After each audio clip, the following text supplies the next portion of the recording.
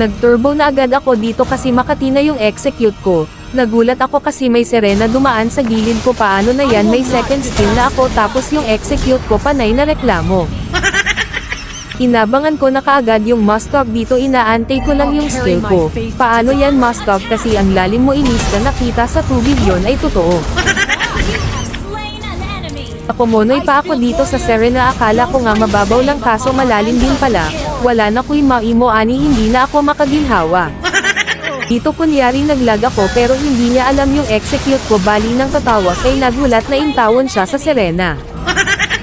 Dito akala ng saber siya ay makawala, hindi niya alam yung execute ko, nakanganga na, excuse me na lang intawon sa imoha.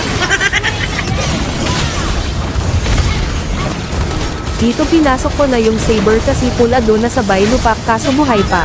Buti na lang yung execute ko, tinulak ako kaya ang execute ko nabitawan ko.